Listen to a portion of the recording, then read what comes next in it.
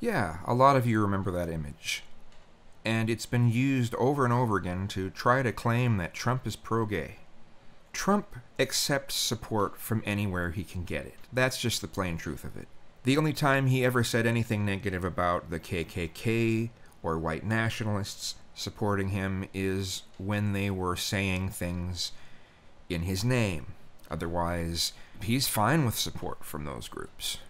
And him holding up this flag that has a permanent marker on there, and one of the stripes that says LGBT for Trump, that's just him being happy with the fact that there's any LGBT supporting him in the first place. He's all right with that. He's not about to hold up a white pride flag saying we support Trump because, well, white pride flag stands for exclusion. The rainbow flag stands for inclusion. So he's not dumb enough to hold up a white pride flag. But he has no problem with having a lot of supporters that are white nationalists. What Trump just did when it comes to transgender people in the military, whether or not you feel that transgender people have mental issues or not, there are a lot of trans people, over 2,000 trans people currently in the military, who are willing to die for the country, who are willing to make the ultimate sacrifice for this country. And we're telling them, no, you're not allowed to make that kind of sacrifice. Then there was, as I've talked about before, but I just can't remember the damn name of it, there is legislation that he promised to the Christian evangelicals that he would pass, that he would sign into law, that would essentially make it perfectly legal for religious people to discriminate against gay people, against LGBT. But somehow that's not seen as anti-gay. That's seen as, that's pro-religious liberties. Well, that's the same thing. That's the same excuse that any of the anti-gay bills that have ever tried to be pushed forth to the public or pushed forth anywhere in the government, that's the excuse they have given every single time. Measure 9 in Oregon, the measure that was in Washington State that I've talked about many times. It was always shrouded in this idea that it's for religious freedom.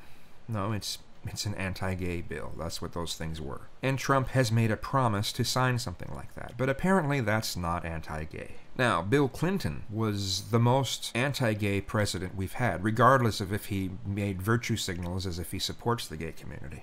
Bill Clinton did a lot of virtue signaling that he supports the gay community, but in his actions, you know, you can't claim that DOMA was a step towards legalizing gay marriage. No, that wasn't, no. Sorry, that's the shittiest kind of argument I've seen on this. Oh, well, it needs to be in increments. He didn't need to sign that at all. That didn't take us any further towards gay marriage. Period. I'm sorry, no amount of your Bill Clinton worship will change that. Okay?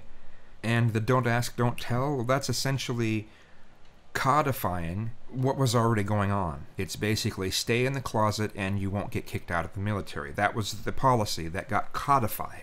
Sorry, that did not take us any closer to allowing gay people in the military. Sorry, no amount of bullshitting will change that, okay?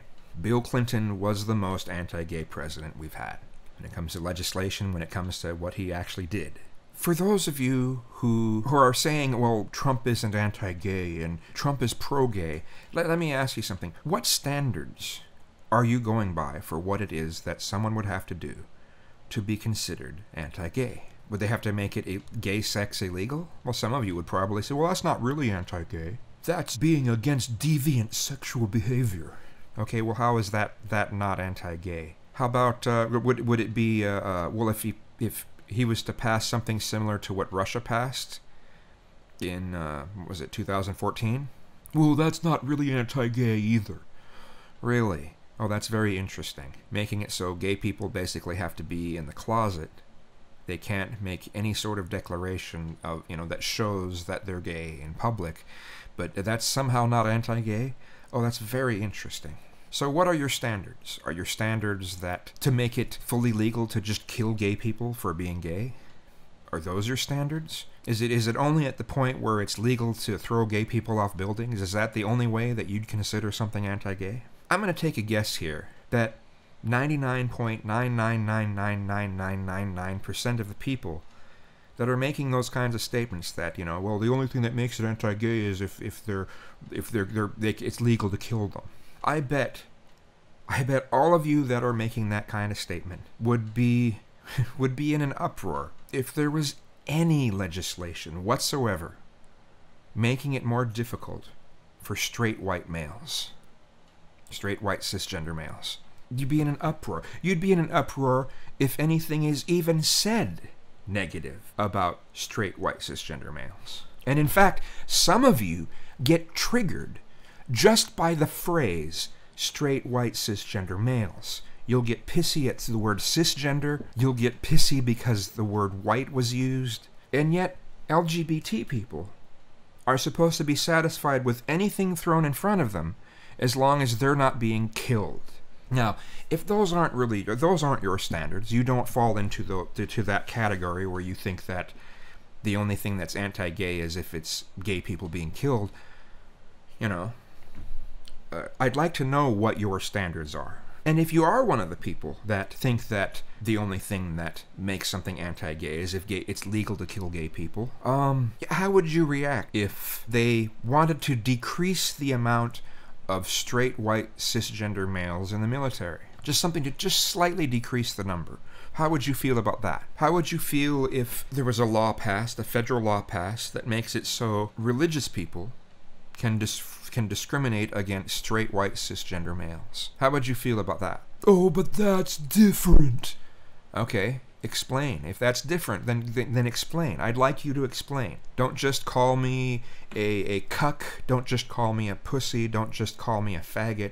Actually explain. And if you can't, you're the one that's getting your panties in a bind over this shit. We'll see if Trump's presidency ends up being worse for LGBT than Bill Clinton. We'll get to see. So far, he's halfway there. So what's next?